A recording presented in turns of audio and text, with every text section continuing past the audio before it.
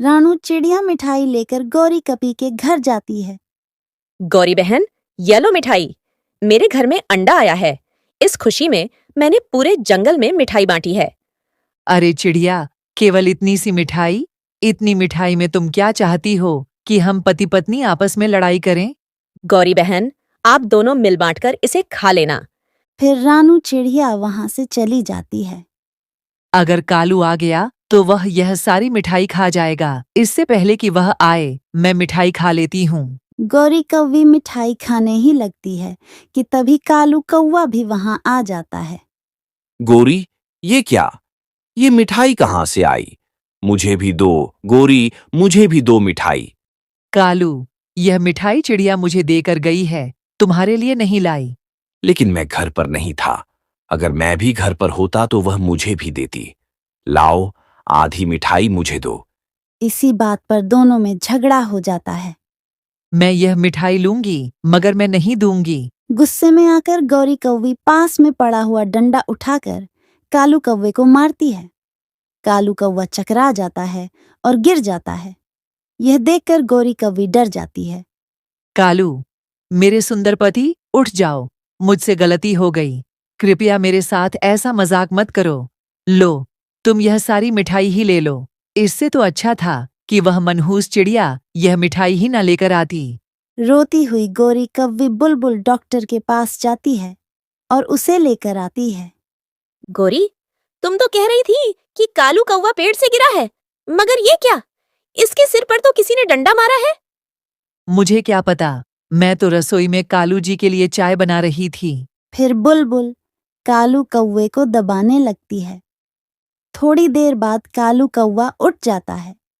कौन हो तुम लोग? और ये कौवी यहाँ मेरे घर में क्या कर रही है?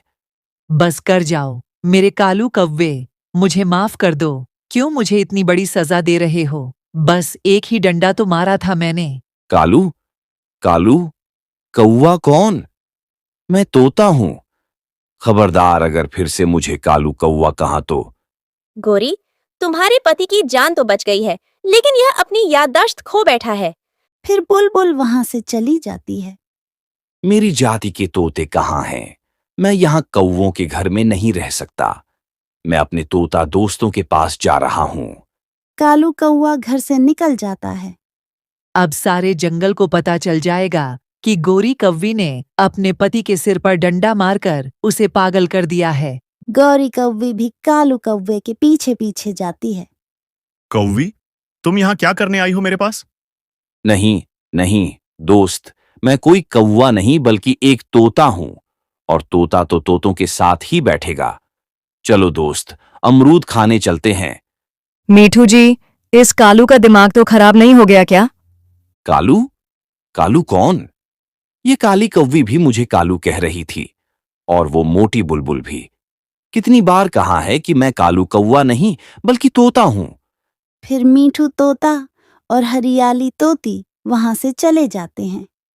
कालू कौवा रोने लग जाता है। ये तोते मुझे कौवा क्यों कह रहे हैं? ये तोते मुझे अपने साथ क्यों नहीं ले जा रहे? चिड़िया, वही हुआ जिसका डर था। मेरी और कालू की लड़ाई हो गई। गौरी, मिठाई तो एक बहाना था। तुम दोनों तो हमेशा लड़ते रहते हो। मगर चिड़िया, इस बार बात बहुत बढ़ गई है। मैंने कालू के सिर में डंडा मार दिया है, जिससे उसकी याददाश्त चली गई है। अब वह खुद को तोता कह रहा है। गौरी, ये क्या किया तुमने? क्या तुम इतनी भी निर्दयी हो सकती हो? चिड़िया, अब बचा लो मेरे कालू जी को। वह तोतों के पास चला गया है। तुम मेरे साथ चलो, हम उसे समझाते हैं। फिर रानू चिड़िया और गौरी कौवी कालू को ढूंढने निकलती हैं। थोड़ी दूर पर एक पेड़ पर कालू बैठा हुआ दिखाई देता है। कालू जी, मेरे सुंदर पति, मुझे माफ कर दो। कालू भैया, चलो घर चले। इस काली कपी से ये तो मेरे पीछे ही पड़ गई है। मैंने कितनी बार कहा है कि मैं कफा नहीं बल्कि तोता हूं। एक तोता भला कफी का कैसे पति हो सकता है? और मेरी जाति के तोते भी मुझे अपने साथ लेकर जाने को तैयार नहीं। इससे अच्छा कि मैं मर जाऊं। ऐसा ना कहिए कालू भैया, हमने मान लिया कि आप तोते ही हैं। गौरी कालू को कुछ न कहो, कहीं सच में ये अपने आप को नुकसान ना पहुंचा दे। इस बुलबुल को सही समझ आई है, इसने पहली बार मुझे तोता कहा है। तोते भैया, मैं बुलबुल नहीं चिड़िया हूँ। ठीक है, ठीक है, चलो जल्दी से मुझे तोतों के पास छोड़ आओ, नहीं तो मैं मर जाऊंगा।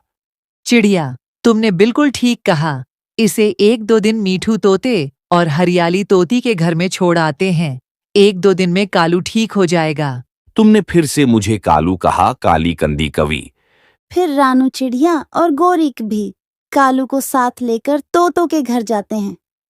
भैया, आप 1-2 दिन कालू कव्वे को अपने घर में रख ले, क्योंकि कालू खुद को तोता समझने लग गया है।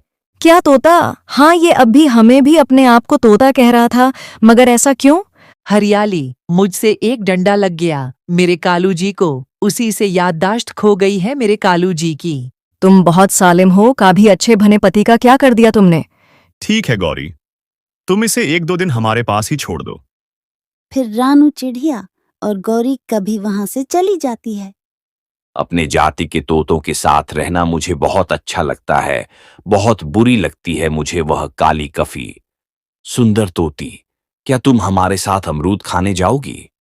क्या कहा तुमने? फिर से कहो।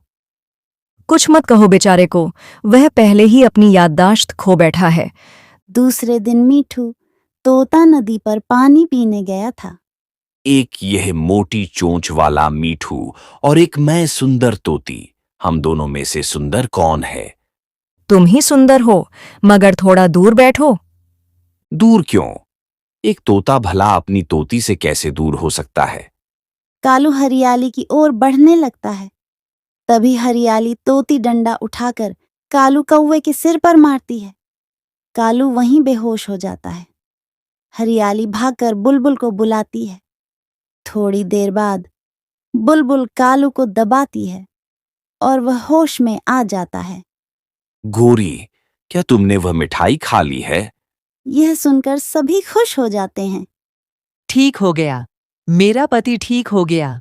कालू जी, अब आप घर चलिए, मैं अपने हाथों से मिठाई बनाकर खिलाऊंगी। और फिर सब हंसने लगते हैं। दोस्तों, अगर आप अपने माता पिता से प्यार करते हैं तो वीडियो को लाइक करें और चैनल को सब्सक्राइब करें। चील, आपकी जान को खतरा है। अरे मीठू, ये तुम क्या कह रहे हो? भला मेरी जान को किससे खतरा हो सकता है? एक कवि बहुत खतरनाक है। अब तक उसने न जाने कितने ही पक्षियों को मार डाला है। मैंने सुना है कि वह कह रही थी कि चील तो केवल नाम की शेरनी है, और उसने यह भी कहा कि वह जल्द ही चील की गुफा में घुसकर उसे मार देगी। क्या वह काली कौवी ऐसा कह रही थी? ठीक है मीठू, जाओ उसे ले आओ। मैं गुफा के अंदर ही उसका इंतजार करूंगी। आज देख ही लेते हैं कि कौन किसको मारता है। ठीक है चील, मैं कल उसे यहां ले आऊंगा। फिर वे दोनों वहां से चले जाते हैं। मीठू जी, आपने चील से झूठ क्यों बोला? मुझे कुछ भी समझ नहीं आ रहा। हरियाली, उसकी नीयत ही उसकी कमजोरी है। हम उसकी इसी कमजोरी का फायदा उठाने वाले हैं। जो मैं कहता हूं उसे ध्यान से सुनो। इसके बाद मीठू तोता हरियाली तोती को कुछ समझाता है। फिर वे दोनों अपने घोंसले में लौट आते हैं। आज रात मैं सोने वाली नहीं हूँ। सुबह जब यह अंडे देंगे तो मैं इनके अंडे खाकर ही दम लूंगी। सारी रात गोरी कवि उन दोनों पर नजर रखती है। अगली सुबह हरियाली तोती मीठू तोते से कहती है, मीठू जी उठिए, मुझे अंडे देने हैं। हरियाली, उठ रहा हूं, क्यों चिल्ला रही हो? क्या कहा इसने कि अंडे देने जाना है? मीठू जी, वैसे आपका आइडिया बहुत अच्छा था कि अंडों को घोंसले में नहीं बल्कि गुफा में देना चाहिए। अभी तक उस गुफा के अंदर हमारे 9 अंडे जमा हो चुके हैं और अभी मैं 2 और देकर आऊंगी। ओहो, अब तो इन दोनों ने गुफा के अंदर अंडे देना शुरू कर दिया है। 9 अंडों का सुनकर मेरे मुंह में तो पानी आ रहा है। आज तो समझो मेरी पार्टी हो जाएगी। वो दोनों पति पत्नी गुफा के अंदर जाते हैं तो गोरिका बीबी उनके पीछे पीछे जाती है। अरे गुफा में तो बहुत अंधेरा, कहाँ ढूंढूं मैं अंडों को? मुझे बहुत भूख लगी हुई है। आज तो जी भरकर खाऊंगी अंडे। गोरी कवि की आवाज सुनकर चील वहां आ जाती है। चील को अपने सामने देखकर गौरी कवि की तो हवा निकल जाती है। दोस्तों, आगे देखने से पहले अगर आप लोग अपने पापा से प्यार करते हैं तो वीडियो को लाइक और सब्सक्राइब करें। लाइक और सब्सक्राइब नहीं करेगा जो अपने पापा से प्यार करता है। ओ, तो काली कौवी, अब तुम मुझे खाओगी, वो भी जी भर कर आओ। काली कौवी, मैं तुम्हारी पार्टी करवाती हूँ। अरे चील, मैं आपको भला कैसे खा सकती हूँ? फिर चील गौरी कवि पर हमला कर देती है। यह देखकर हरियाली तोती और मिट्ठू तोता बहुत खुश हुए। वह दोनों अपने घोंसले पर वापस पहुंचे। कुछ दिनों बाद हरियाली तोती ने 3 अंडे दिए। मीठू जी, आपने बिल्कुल ठीक कहा था कि दिमाग से सोचकर चतुराई से काम लिया जाए। इस तरह बड़ी से बड़ी ताकत को हराया जा सकता है।